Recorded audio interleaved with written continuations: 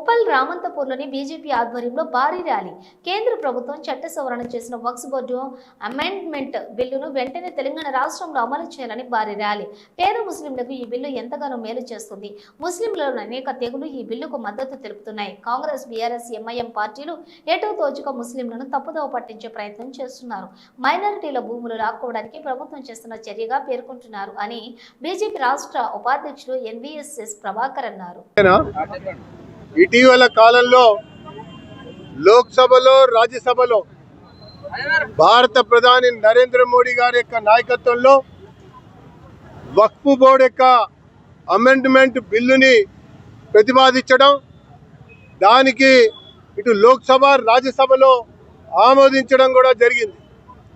అంతేకాకుండా మరి కాంగ్రెస్, కమ్యూనిస్టులు, ఇతర రాజకీయ పక్షాలు జేపీసీకి నివేదించాలంటే జేపీసీ వేసి దేశవ్యాప్తంగా 38 నగరాల్లో పర్యటించి లక్షల మందిని కలిసి కోట్ల సంఖ్యలో వినతి పత్రాలని స్వీకరించినటువంటి తర్వాత రూపొందించినటువంటి వక్ఫ్ అమెండ్మెంట్ బిల్లు లోక్సభలో, రాజ్యసభలో ఆమోదం పొందింది.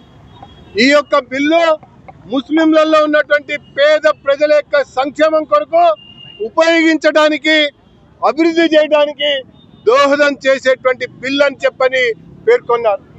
దాంతోపాటుగా మరి వక్ఫ్ ప్రాపర్టీని కొంతమంది వ్యక్తులు దాంట్లో ఉన్నటువంటి కొన్ని సెక్షన్లని ఆధారంగా చేసుకొని సాధారణ సామాన్య ప్రజానికాన్ని ఇబ్బంది పాలు చేస్తున్నటువంటి సంఘటనలు, సందర్భాలు, సన్నివేశాలు అనేకం కూడా వెలుగులోకి వచ్చాయి. బోడుప్పల్కి సంబంధించినటువంటి అంశమే చూడండి, మరి మహానగరంలో ఉన్నటువంటి ఇతర ప్రాంతాల్లో ఉన్నటువంటి విషయాలే చూడండి.